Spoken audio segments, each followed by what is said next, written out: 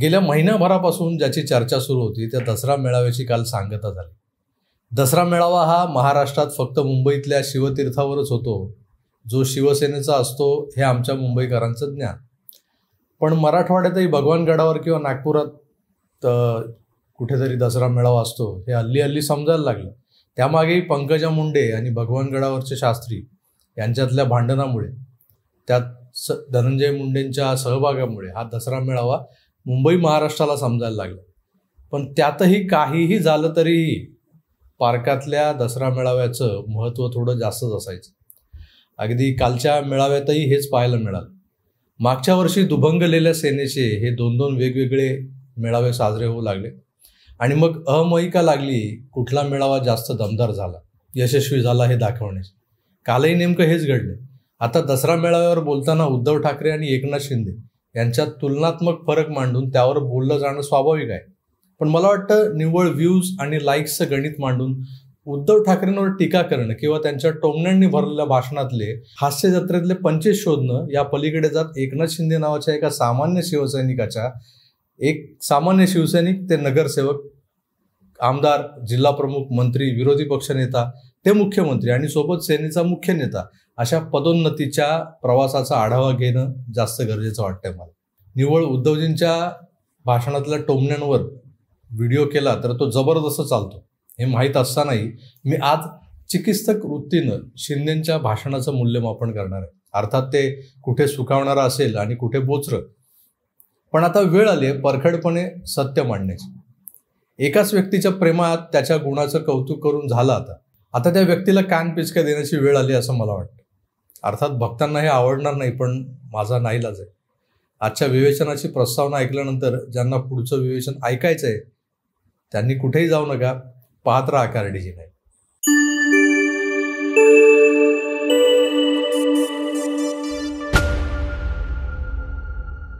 नमस्कार मित्र, मी प्रभाकर सूर्यवंशी आणि तुम्ही पाहत आहात आकारडीजी नाही। आपण क्रिकेटचा खेळ पाहतो, अगदी आवडीनं पाहतो, खेळतोय। आपल्यातले काही गल्ली लेवल तर काही लोक प्रोफेशनल लेवलवरही खेळलेले असते। सिक्सर मारताना चेंडू बॅटवर एकतर फुलटॉस यायला हवा असतो किंवा हाफ वॉली वगैरे, म्हणजे तो बॅटच्या टप्प्यात येतो आणि मग सीमारेषेपार भिरकावला जातो। पण जर का चेंडू बंपर असेल, बॅटवर येता येता 4दा टप्पे पडले असेल, अगदी मुंबई या भाषेत सांगायचं तर सरपटी बॉल असेल, तर त्यावर सिक्सर कसा मारणार? पण काल मुख्यमंत्री एकनाथ शिंदेंनी सरपटी बॉलवर सिक्सर मारलं। काल 24 तारीख होती, याच दिवशी मराठा आरक्षणासंदर्भात सरकारने मागितलेली मुदत संपलेली आहे।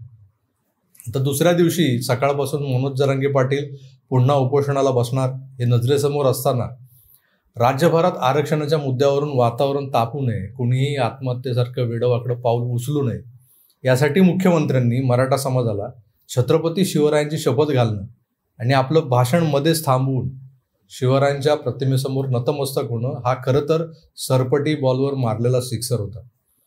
कोणाच्याही ध्यानीमनी हा विचार आला नसताना एकनाथ शिंदेंनी ज्या उत्स्फूर्तपणे कृती केली त्याला मी सिक्सरच म्हणेन। त्याआधी त्यांनी जरांगेचं कौतुक केलं, तिकडे उद्धवजींनीही जरांगेचं अभिनंदन केलं। त्या अभिनंदन बरं झालं, योग्य वेळेस हे आंदोलन उभं केलंच असा भाव जास्त डोकावत होता। असो, दुसरं म्हणजे यावेळी शिंदेंनी आपलं भाषण 20 सेकंड्स डिलेवर ठेवलेलं नव्हतं। मी असं काय म्हणतोय तर मागच्या वेळेस काय झालं होतं, तिकडे शिवतीर्थावर उद्धवजींनी एखादा आरोप केला की त्या आरोपासकट एक उत्तर लिहिलेली चिठ्ठी यायची, मग शिंदेसाहेब ते वाचून त्या आरोपाला उत्तर देत होते। एक प्रकारचा सवाल जवाब कलगीतुरात शिवाजी पार्क आणि BKC मध्ये रंगला होता। हा होता दसरा मेळावा गेल्या वर्षीचा। शिंदेंची सभा ही उत्तर सभाच होती असं म्हणा ना सरळ, पण यावेळेस एकनाथ शिंदेंनी थेट आपल्या भाषणाला सुरुवात केली। तिकडे शिवतीर्थावर काय चाललंय किंवा तिकडे काय बोललं जातंय याकडे त्यांनी साफ दुर्लक्ष केलं। लक्ष न देता आपले मुद्दे मांडले। हा शिंदेंमधला मोठा बदल सामान्य शिवसैनिकांना सुखावणारा होता। आजच्या घडीला महाराष्ट्रभर एकनाथ शिंदे हे वैयक्तिकरित्या सामान्य जनतेतलं एक लोकप्रिय व्यक्तिमत्व आहे, नो डाऊट। या सरकारचे शिल्पकार देवेंद्र फडणवीस यांच्या डॉमिनन्स खाली वाटचाल करत करत शिंदेंनी त्यांच्या कार्यशैलीनं आणि धडाकेबाज निर्णयांनी महाराष्ट्राच्या जनतेवर आपला प्रभाव निर्माण केलेला आहे। आणि सोबतच अलीकडे ते ज्या पद्धतीने सरकारी कामांच्या प्रचारात दिसतात त्यावरून तरी असं स्पष्ट दिसतंय की ते त्यांच्यावरचे 2 मोठे प्रभाव पुसून टाकू पाहत आहेत. एकतर त्यांच्या पक्षाभोवती असलेलं ठाकरे नावाचं वलय ते प्रयत्नपूर्वक प्रभावहीन करू पाहत आहेत ठाकरे या नावाला, पण ते शक्य नाही. ते आदित्य आणि उद्धव ठाकरेंचा उल्लेख टाळून सध्या हयात असलेल्या ठाकरेंपासून दूर पळतील. पण शिवसेना संस्थापक माननीय बाळासाहेब ठाकरे हे सुद्धा ठाकरेच होते हे मात्र विसरू शकत नाही. महाराष्ट्रातली जनता हे त्यांना विसरू देणार नाही. दुसरा प्रभाव भाजपाचा किंवा देवेंद्र फडणवीस यांचा. सुरुवातीला अडखळत वाटचाल करणारे शिंदे सतत देवेंद्रजींकडे बोट दाखवायचे. हेच ते, यांनी सगळं घडवून आणलं. अगदी पत्रकारांना उत्तरं देतानाही फडणवीस माईक खेचून घ्यायचे. शब्दशः घेऊ नका, माईक खेचला नव्हता त्यावेळेला तो. विचारलेला प्रश्न हाच मुळी देवेंद्रजींसाठी होता. त्यामुळे त्याचं उत्तर देताना देवेंद्रजींनी तो माईक आपल्याकडे घेतला. आता तो लोकांना खेचलेला दिसला, त्याला आपण काय करणार.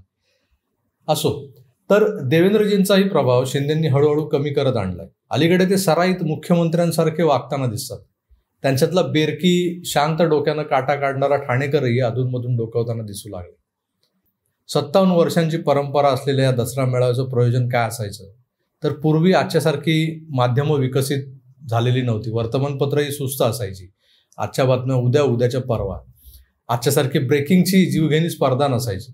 इंटरनेट नव्हतं, डिजिटलायझेशनही नव्हतं. त्यामुळे नेत्याचे विचार घर बसल्या त्यांच्या कार्यकर्त्यांना समजणं तर अशक्य होतं. फेसबुक लाईव्ह वगैरे नव्हतं. त्यामुळे वर्षातून एकदा माननीय सेनाप्रमुखांकडून मागच्या 6-7 महिन्यातल्या राजकीय घडामोडींवर त्यांची भूमिका त्यांच्या शब्दात ऐकणं आणि पुढच्या वर्षभरासाठी हाताला काम किंवा कार्यकर्त्यांसाठी कार्यक्रम मिळवणं, डोक्याला विचार मिळवणं, ज्याला विचारांचं सोनं लुटणं वगैरे उपमा दिल्या जायच्या.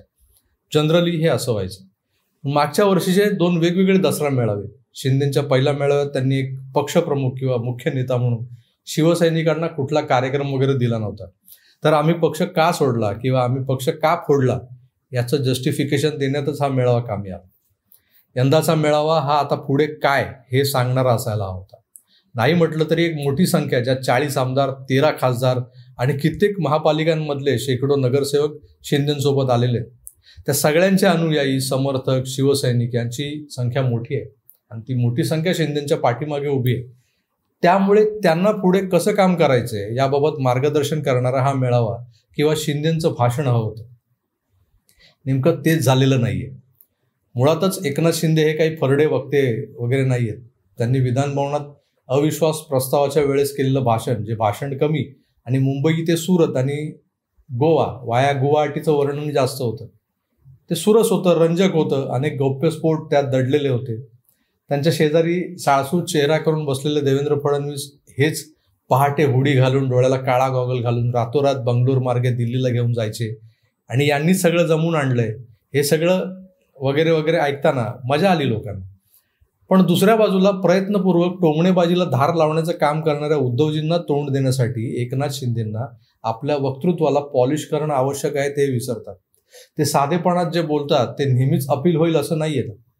म्हणून त्यांना आपल्या वक्तृत्वावर मेहनत घ्यावी लागणारच आहे आणि त्याची सुरुवात झाली आहे बहुतेक.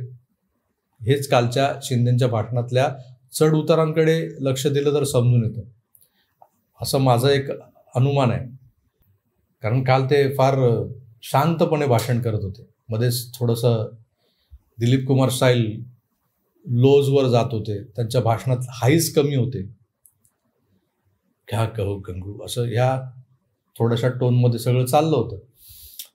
जर असं असेल तर उत्तम आहे. पण मी मागे जसं म्हणालो होतो की मैदानं भरणं म्हणजे दसरा मेळावा नव्हे, तर विचारांनी मन जिंकणं आणि संघटना वाढीला बळ देणं हे या मेळाव्याचं मुख्य उद्दिष्ट असतं.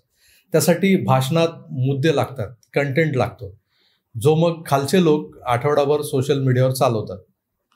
त्यावर वादविवाद, चर्चा झडतात. महत्त्वाचं म्हणजे आपला विचार तळागाळात पोहोचतो. महापालिकेतल्या बॉडी बॅग्सच्या घोटाळ्याचा विषय हा मैताच्या टाळूवरचं लोणी आपल्या ब्रेडला लावण्यासारखा विषय होता. तो सदैव ठाकरेंच्या विरोधातच जाणार आहे. दुसरा म्हणजे गोरगरिबांच्या तोंडचा घास पळवणं. कोविड काळातल्या खिचडी वाटपातही 200 ग्रामच्या मापात पाप करून संजय राऊतांनी 100 ग्राम खिचडी जी वाटली आणि माझं कुटुंब माझी जबाबदारी निभावली. पण त्यात राऊत चांगलेच अडकलेत. हे मुद्दे शिंदेंनी आवाजात चढ उतार आणत चांगले मांडले, पण याशिवाय दुसरं काहीच नव्हतं. उद्धव ठाकरेंवर सतत वैयक्तिक टीका करत राहणं म्हणजे एक प्रकारे त्यांचाच प्रचार करणं आहे, हे शिंदेंनी आत्ताच लक्षात घेतलं पाहिजे. वर त्यांनी मागच्या वर्षीच्या दिघे साहेबांच्या मृत्यूबाबतचा विषय पुन्हा उगाळून काढला आणि हेच दाखवून दिलं की माझ्याकडे नवीन असं काहीच नाही. शिंदेंच्या दसरा मेळाव्यात पुढे मुख्य नेत्याचं भाषण सुरू आहे आणि मागे बसलेल्या मंत्री संत्री नेत्यांमधले गजाभाऊ, रामदासभाई, तानाजी सावंत, उदय सामंत, ते संजय शिरसाट, गुलाबराव पाटील ही मंडळी पहिल्या लाईनमधली सोडली तर बाकीचे लोक हे मोबाईलवर बहुधा उबाटा गाटाचा मेळावा लाईव्ह पाहण्यात गुंग होते असंच वाटत होतं. एकनाथ शिंदेंच्या आधी झालेल्या भाषणांमध्ये यांचं भाषण सुरू होतं आणि शिंदे आले. सो गुलाबराव पाटलांना वेळच मिळाला नाही, ते फारसं बोलू शकले नाहीत, आवर्त घेतलं. त्याआधी रामदास कदमांनी मराठा आरक्षणासंदर्भात त्यांनी केलेल्या वक्तव्याचं ते जरांगेंना स्पष्टीकरण देत होते. कोकणात वेगळं आहे, मराठवाड्यात वेगळं असतं वगैरे वगैरे. या मेळाव्याची एकच जमेची बाजू शिंदेंच्या सेनेला एक मुलूक मैदान तोफ गवसली असं म्हणणार नाही, गवसते. त्या तोफेला नियमित तेल पाणी करत राहिलं ना तर मैदानी जंग गाजवून सोडेल असा त्या तोफेचा आवाका आहे असं वरकरणी तरी वाटतंय मला. सोलापुरातल्या प्रवक्त्या ज्योती वाघमारे यांना या सभेत बोलायला वेळ मिळाला, इथूनच माझे कान टावकारले होते. हे काय, पण त्यांनी हा विश्वास सार्थ ठरवत आपल्यातली चुणूक दाखवली. जे मुद्दे माझ्यासारखे युट्यूबर्स मांडत आले तेच मुद्दे त्यांच्याही भाषणात होते. किंबहुना माझ्या परवाच्या व्हिडिओतले जवळपास सगळेच मुद्दे सुषमा अंधारेंसकट या मेळाव्यात रिपीट झाले. पण मी असं म्हणत नाहीये की हे नेते माझे व्हिडिओ बघून तयारी करतात. मी एवढा मोठा नाहीये. तर भाऊ तोरसेकरांचा व्हिडिओ बघून अनेक नेते भाषणं करतात हे तुम्हाला माहिती आहे. पण मी जे मुद्दे मांडले ते तसे कॉमनच होते म्हणून झालं असावं. असो, ज्योती वाघमारे हे नाव लक्षात ठेवा आणि पुढच्या त्यांच्या भाषणांवरही लक्ष ठेवा. बाई दम आहे. बाकी हा दसरा मेळावा म्हणजे पैशांचा चुराडा, महत्त्वाच्या नेत्यांवर महिनाभराचा स्ट्रेस, एक प्रकारचा इव्हेंटच होता ज्याची भरपूर वातावरण निर्मिती झालेली होती. जो जेवढा वाजायला हवा होता तेवढा वाजलाच नाही असं म्हणता येईल. कारण या मेळाव्यातून जमलेल्या माझ्या तमाम हिंदू बांधवांना, भगिनींना आणि मातांना कुठलाच संदेश मिळाला नाही. येत्या काळात निवडणुका तोंडावर आहेत. भाजपा पक्षश्रेष्ठींना 48 मधल्या 45+ जागा जिंकून देण्याचं आश्वासन तर दिलंय, पण आपल्या 13 आमदारांना पुन्हा निवडून कसं आणायचं यावर शिंदेंकडे कोणती रणनीती आहे याबाबतही सामान्य कार्यकर्ता संभ्रमित होता. तो मेळाव्यानंतर तसाच संभ्रमित आपल्या गावी परतला असणार. अब्दुल सत्तार व्यासपीठावर न बसता खाली काय करत होते, या कृतीतून ते कोणता मेसेज देत होते याबद्दलही पुढच्या आठवड्यावर चर्चा रंगणार आहे. बाकी शिंदेचे खासदार पुत्र डॉक्टर श्रीकांत शिंदे बॅकस्टेजची जबाबदारी सांभाळताना थोडेसे टेन्स वाटले त्यांच्या चेहऱ्यावरून. नरेश मस्केंना मोकळं रान मिळाल्यावर ते किती सुटतात हे देखील काल पाहायला मिळालं. हा इव्हेंट राज्यव्यापी शिवसेनेचा न होता तो ठाणेकरांचा वाटत होता आणि हे ठाण्याचं डॉमिनन्स जोवर दिसत राहील तोवर या सेनेला राज्यभर हातपाय पसरण्यामध्येही अडथळे येतील हे शिंदे पिता पुत्रांनी आताच लक्षात घ्यायला हवं. तुम्हाला काय वाटतं मला जरूर कळवा. दोन्ही दसरा मेळावे काल पार पडलेले आहेत. एका दसरा मेळाव्याकडे मी अतिशय गांभीर्याने बघत होतो. दुसरा दसरा मेळावा अर्थात तो टोमण्यांची लूट, लयलूट आणि बहारदार टोमणे, रंगारंग मैफिल असं असणार होतं. त्यामुळे मी चक्क दुर्लक्ष केलं त्या मेळाव्याकडे. पण तोही मेळावा आता मी पुन्हा पाहणार आहे. यूट्यूबवर उपलब्ध असेल तो व्हिडिओ आणि त्यावरही जमलं तर विवेचन सादर करेन. पण हे विवेचन, ह्या दसरा मेळाव्याचं विवेचन, विश्लेषण करणं मला फार गरजेचं वाटत होतं. कारण एक मोठा वर्ग महाराष्ट्रातला जो शिवसेनेच्या या मुख्य नेत्याकडे आणि अर्थात महाराष्ट्राच्या मुख्यमंत्र्याकडे गांभीर्यानं पाहायला लागलाय. हा नेता आता कसा वाटचाल करतोय किंवा या दसरा मेळाव्यात त्या नेत्याकडून नेमकं काय महाराष्ट्रातल्या जनतेला, शिवसैनिकांना मिळणार होतं, कुठलं विचारधन लुटलं जाणार होतं हेच मला पाहायचं होतं. आणि ते पाहिल्यानंतर मला जे वाटलं ते मी अगदी प्रांजळपणे तुमच्यासमोर मांडलंय. पटलं तर घ्या, नाहीतर सोडून द्या. हा माझा खाके आहे. अर्थात आता थांबायला हवं. त्यामुळे तुर्तास इथेच थांबतो. पुन्हा भेटूच. तोवर आपली काळजी घ्या आणि पाहत राहा आकार DG9. धन्यवाद. नमस्कार.